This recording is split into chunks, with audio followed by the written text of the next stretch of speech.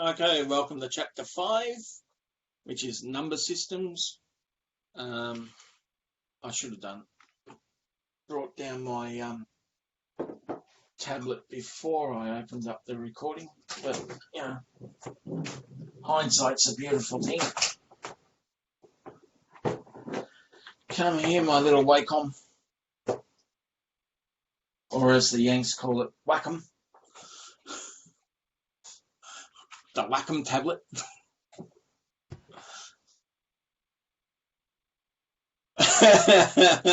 Chris. I like that. Thanking me in advance for the lesson, just in case you fall asleep. I like that. All right, so let's get stuck into this one. This is the introduction into the various numbering systems that we use within networking. So I'm hoping you're all familiar with decimal. All right, Tate, see you later. Binary is our ones and zeros. It's how everything works within electronics. We only have two states, on or off. Okay? So that's where binary comes into it. And hexadecimal is a way for us to handle very large binary numbers. Okay? Yes, Cooper, this is another chapter.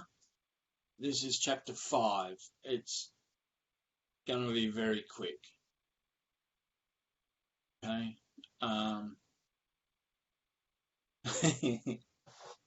Yeah, we've got double headers from here on out to the term break.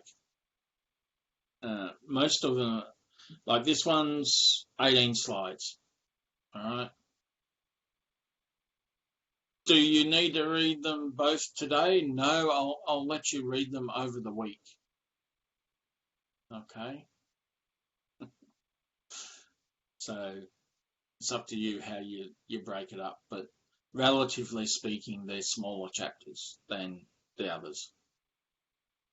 Okay, so binary and IP version 4 addressing is what we use it for. So binary is used in all of our addressing, but us humans we're not programmed to use binary. So we're used to using decimal numbers, and decimal numbers run from 0 to 9.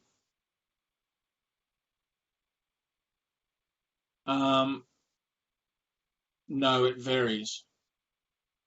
It's not a uniform every 3 chapters or anything like that. In this version 7 of the curriculum, it varies. I think it's the next 4 chapters before the next chapter test, the combined chapter test. Basically everything to do with Ethernet. I'll go through that in a minute. I think I've still got it. I think I've repaired my breakdown of how I'm spacing out the delivery of this one. All right, get back on this and then we'll talk about the sessions and that after I finish this slide pack. Otherwise, it will take me an hour just to get through numbering. All right, so we're all used to decimal numbering where we go. I did it again. Back. Change the pointer to a pen.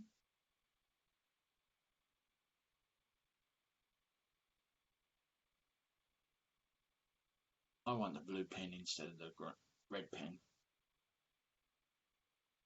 All right, so we're all used to having 0, 1, 2, 3, 9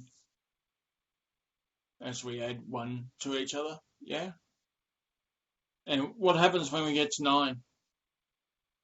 We go back to 0 and carry 1 over. Yeah? Basic maths, adding 1s. First row column, 0 to 9, then we go back to 0, repeat the sequence again, carry over to the next column. That column gets to 9. We get to 99, goes to 0, carry the 1. That becomes 10, so that goes to a 0, carry the 1. So I'm hoping everybody has that concept well and truly into their heads. When we talk binary, it's exactly the same, except for we're dealing with, wait, stopped, 0 and 1. We only have 2 combinations for each row. We get to a 1, we add 1, it goes back to a 0, and we carry the 1. Add 1, add 1 again, that goes back to a 0, we carry the 1, that goes to a 0, we carry the 1. Okay, so 1, 2, 3, 4, 5 combinations. So we'll look at how we convert between one numbering system and the next as part of this slide pack. But we record IP addresses as you would have done within the other chapters for Tuesday's class. If you remember back, we put IP addresses in at something like that for decimal values separated by dots. Okay, this is known as dotted decimal notation, and what it is a decimal representation of the binary bits that have been broken up into 8 binary digits per octet. So an IP address is 32 binary digits, and we break it up into groups of 8 bits each, and we call this 8 bits an octet and represent it as a decimal number. So how do we represent this? So you've got your standard numbering, which I'm hoping you all understand the ones, tens, hundreds, thousands concept still. Should be third nature, which is if you look at it in a power position, 10 to the power of 0 gives you 1, 10 to the power of 1 gives you 10, 10 to the power of 2, which is 10 times 10, it's 100, 10 to the power of 3, 10 times 100, so on. I'm hoping you all remember your power functions.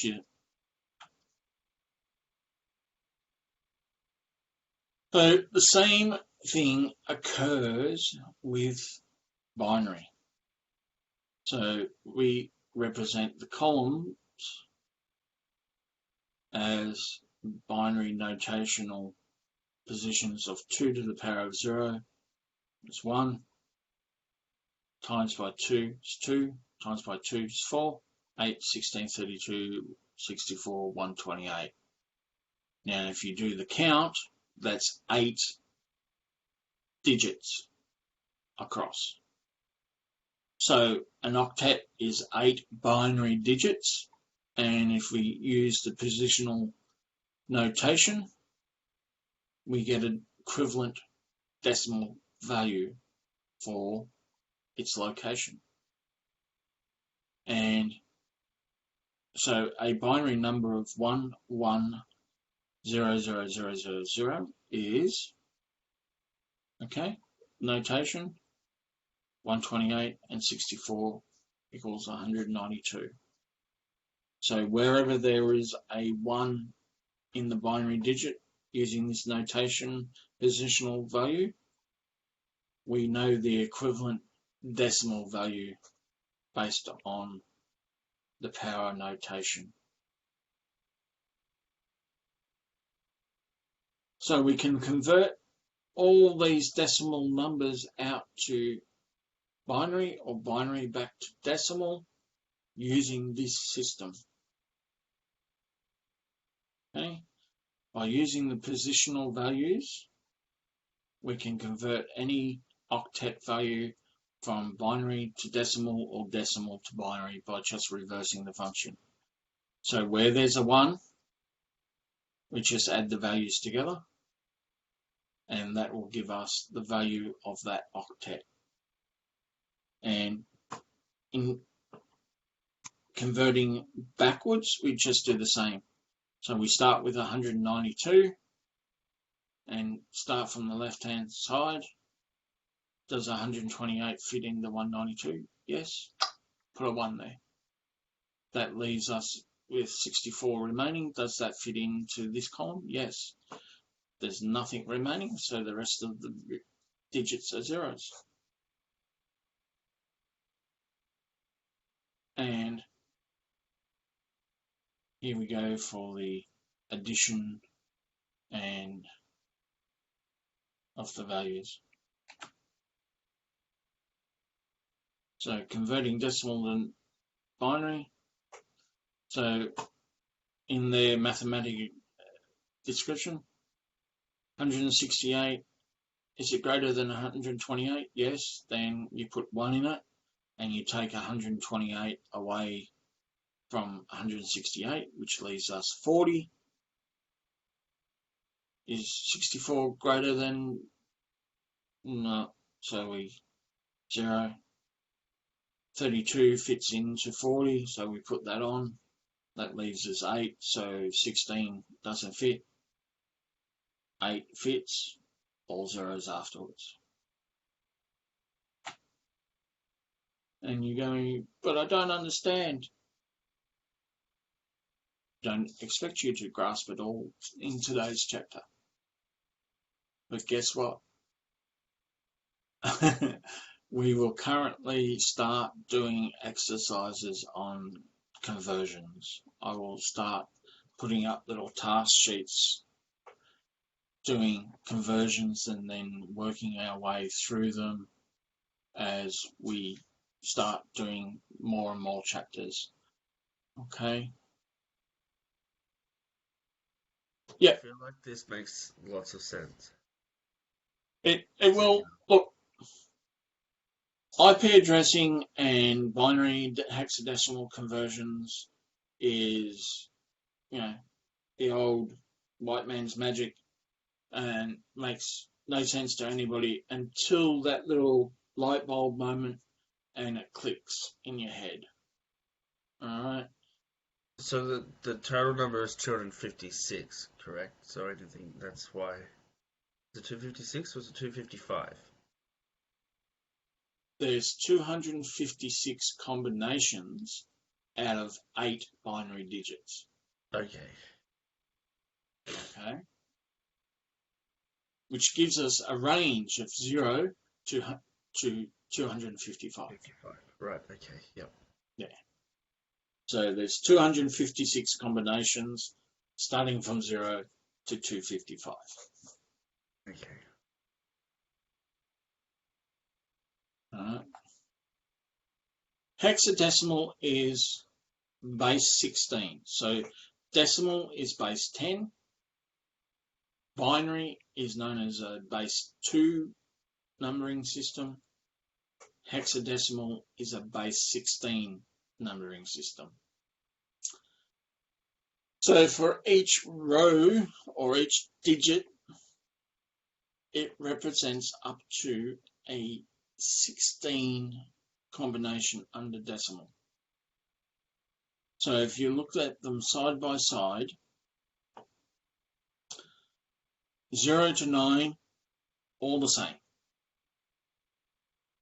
Where we would go to 10 in decimal, we go to A in hexadecimal. B, C, D, E, F. So 16 combinations, which is 0 to 15 in decimal. And you're going, what the hell?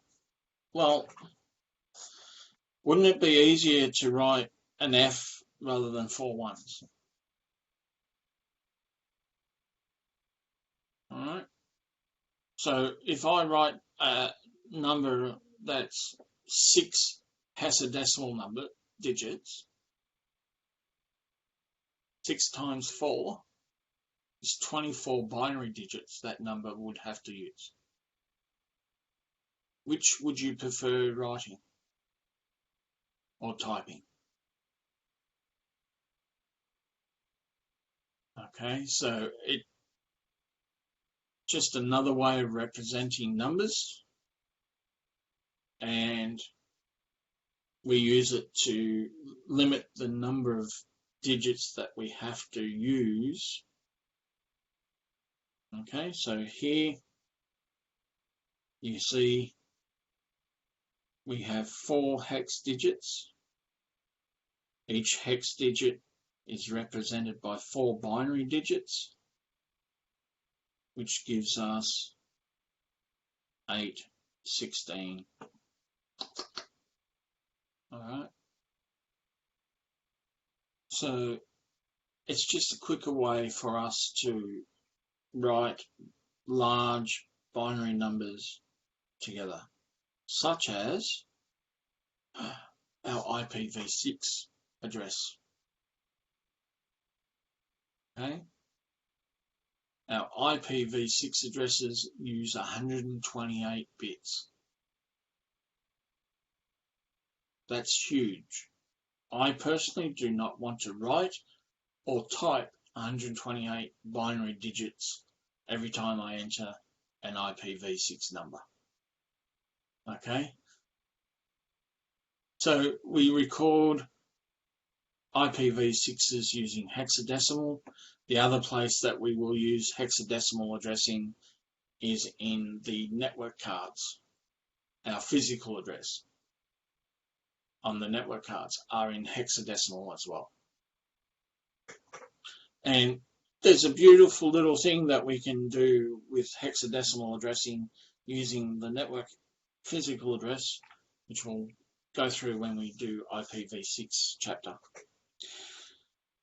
which will be the first week back in term 3. Something to look forward to. As everybody withdraws from end of term onwards.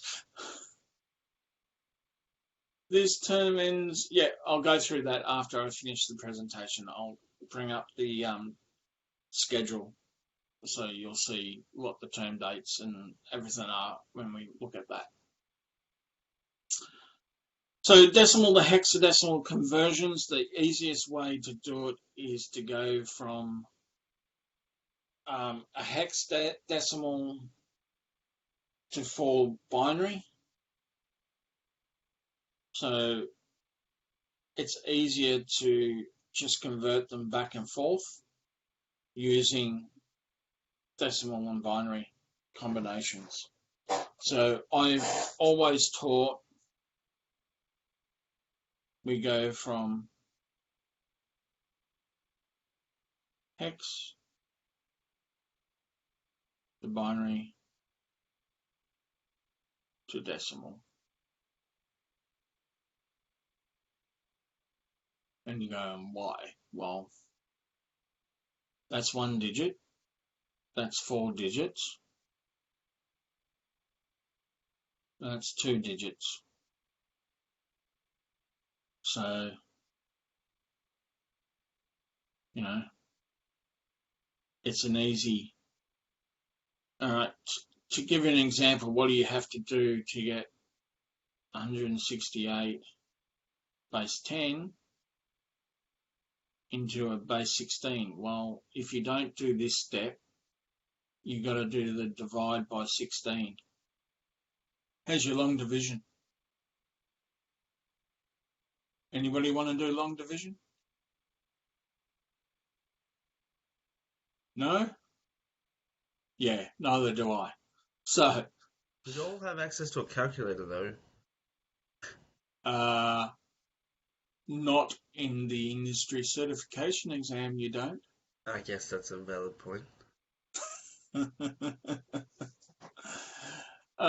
When you walk into a industry certification exam, the only thing you have is pen and a couple of sheets of paper.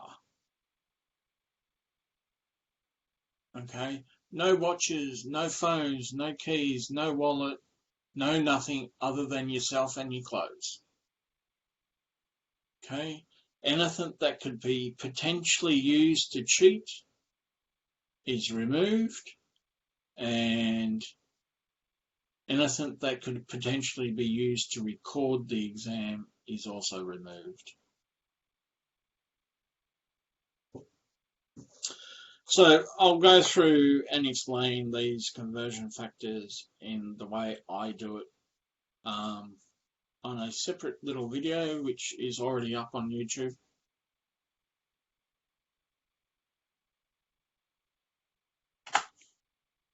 That's it. That's it. How do we convert from one to the other? All right. So basically, all right, 210 in decimal. How do we get there?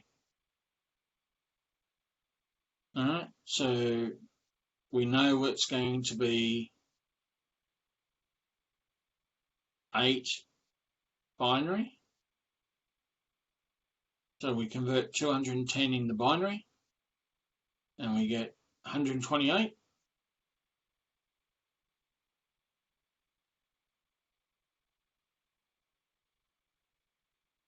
What's that leave us? 92. So 64. And that gives us an 8 with a 1. So 7's 28. So 128, 64, 32, 16, 8, 4, 2, 1. So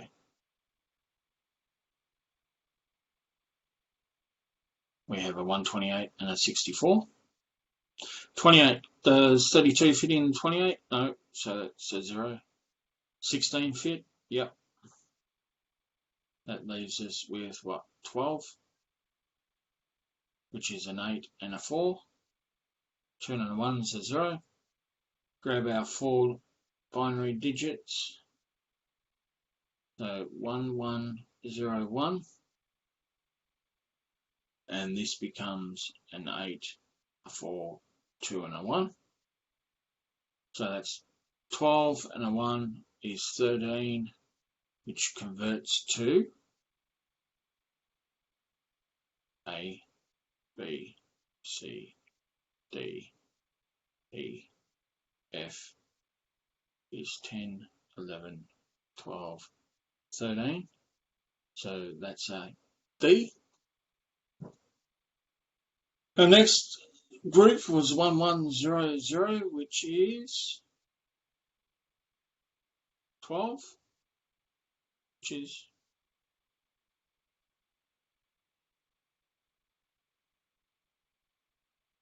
did I miss out my calculations?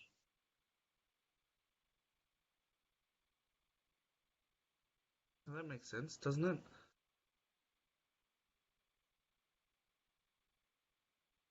Let's see.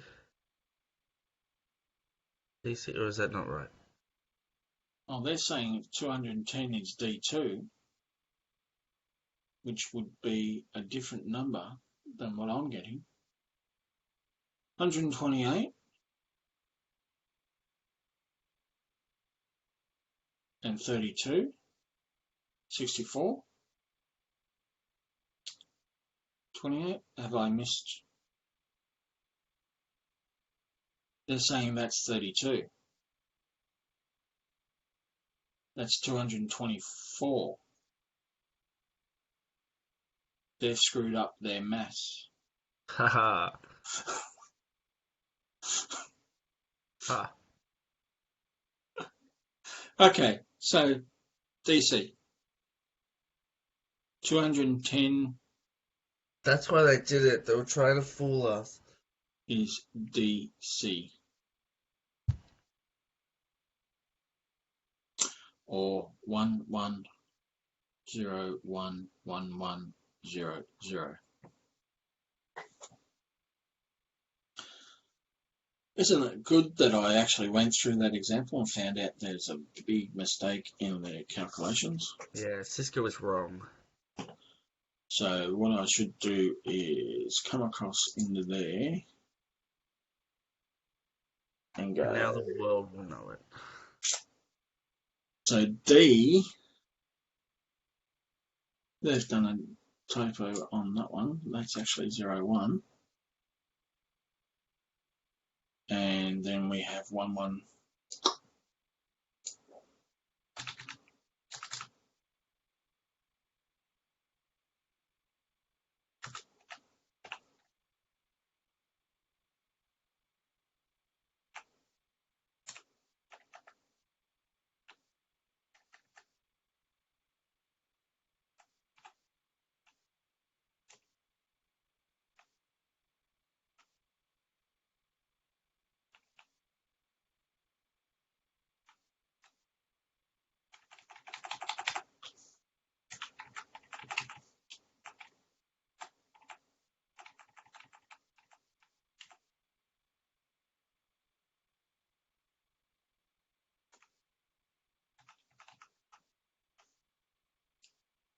Oh, I should have converted D2 to.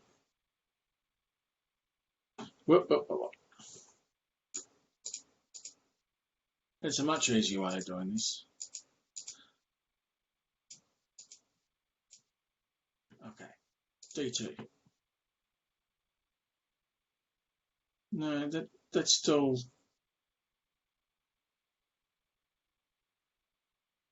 Yeah, no, that still doesn't equate. They've still got.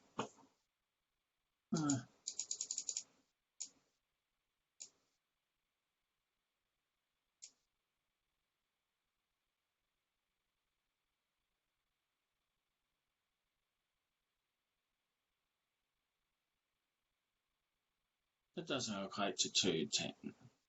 Yeah. So let's go. You said DC, didn't we?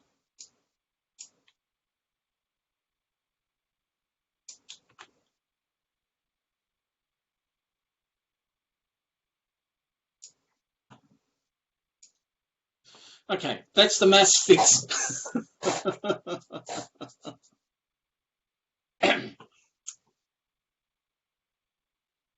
Oh dear, oh dear. Alright, so as you can see, it is relatively easy to convert between the numbers. And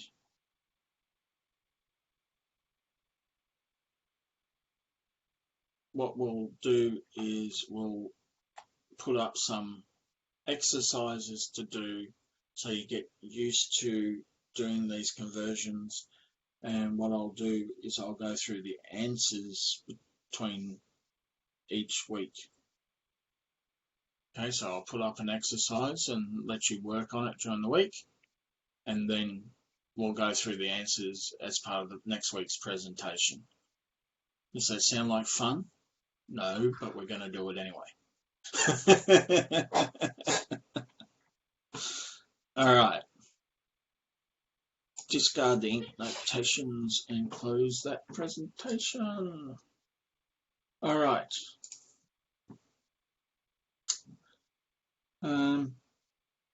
Where did I do my scheduling? Working out.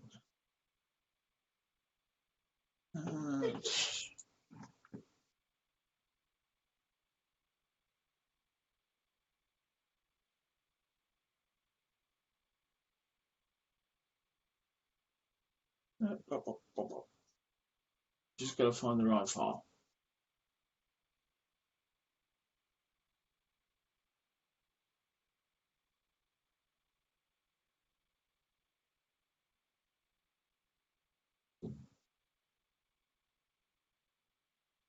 Why isn't it?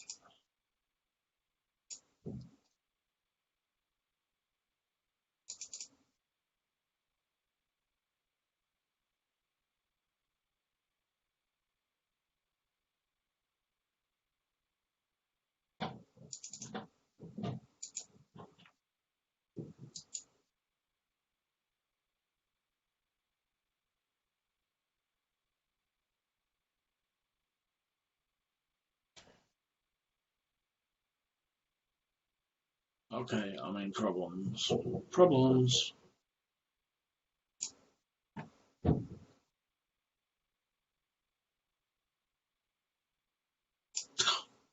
Can't see for looking.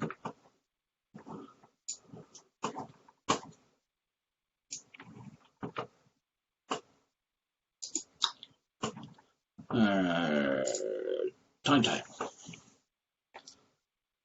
All right. You all see that? So basically what we're doing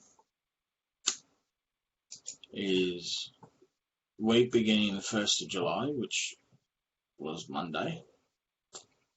We've just done chapters 4 and 5. So next week will be 6 and 7, which has modules 4 to 7 Ethernet concepts exam. Then we'll do 8, 9, and 10 and 11. I may not actually present 11. I might just do a video recording of 11 and get you to go through it over this term break. Okay, because addressing, so chapter 11 is a fairly large chapter, but we kind of want to get through it. So what I might do is only present chapter 10 that week and give you chapter 11 to read over the term break. Does that make sense? And what I'll do is I'll pre-record the chapter 11 presentation so you can have that access to the presentation as part of your studies over the term. Then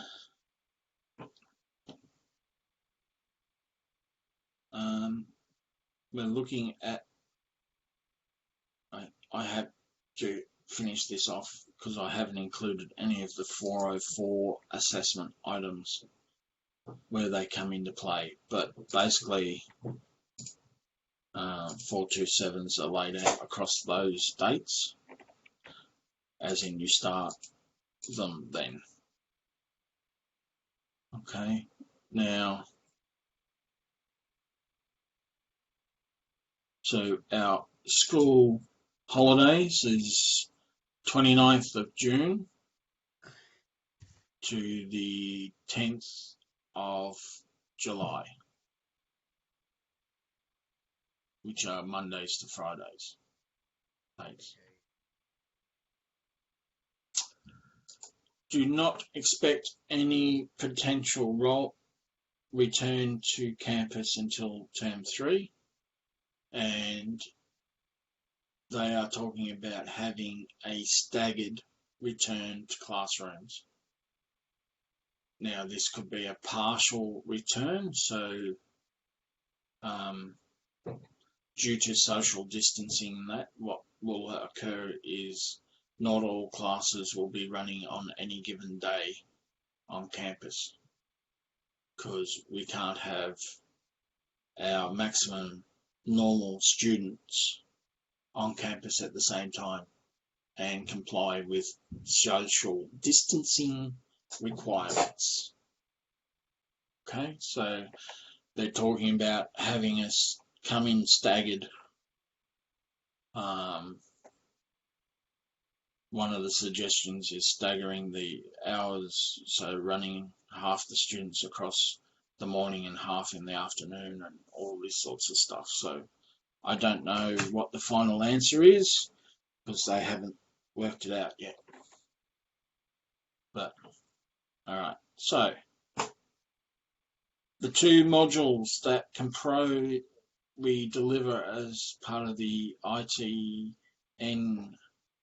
course, so Introduction to Networking, our 17 chapters are used to deliver content over these two units, and these are the dates laid out. All right, so we expect finals to be on the week of the 24th of August. So end of August, we wrap up this subject online and start doing routing and switching at the end of August.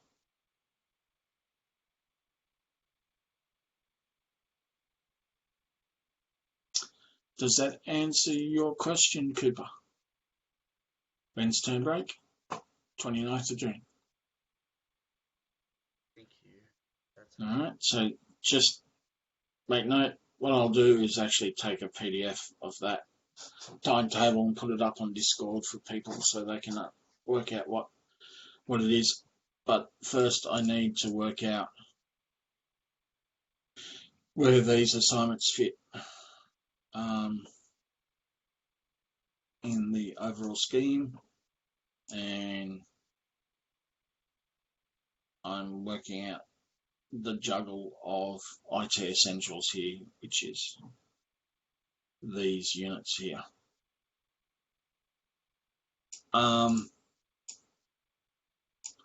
Supposedly this one's here, but it's not actually on the course structure in the units of competency.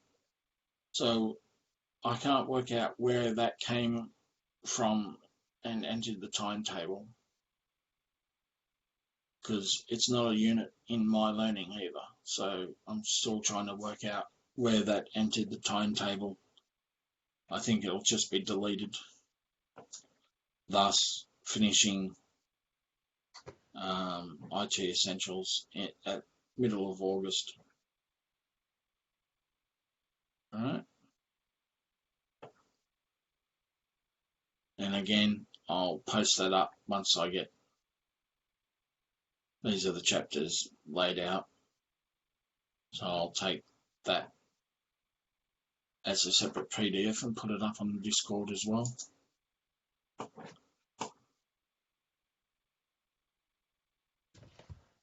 All right. Any questions? No, you've talked too long, Mark. It's been over an hour and a half. Shut up. Let us go. I feel like we'd have to deal with this in the classroom, but my head hurts. Yes. The good thing about it is you now got the free. Now, other way we can do these presentations is I call you in a day 30, do one chapter, and then we reconvene at midday and do the next chapter.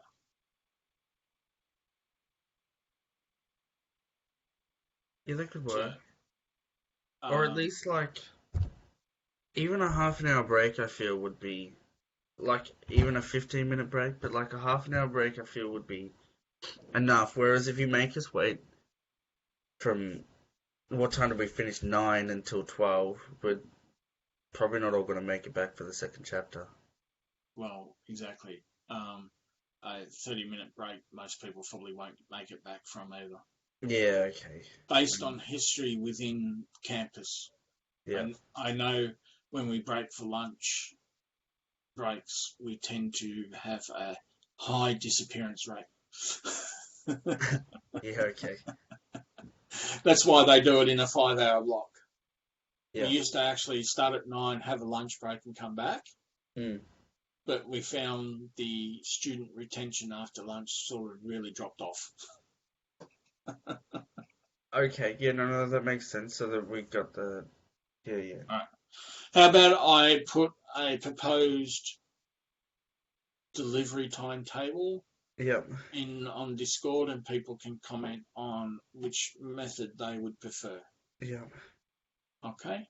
Now, That's the other pretty thing good. is, because these sessions are recorded and will be uploaded, you can always go back over the presentations when your brains are not as overloaded. But it'd probably be a good thing to, it's probably a good thing if we have a coffee break after one chapter. We all get up, stretch, go get a coffee, and reconvene. Yeah, I think that's a good idea. But however everyone else wants to do it, I suppose. I mean, I can certainly live with another coffee before 11 o'clock. So, oh, agreed. Continue. All right, I'm going to end that there. Okay.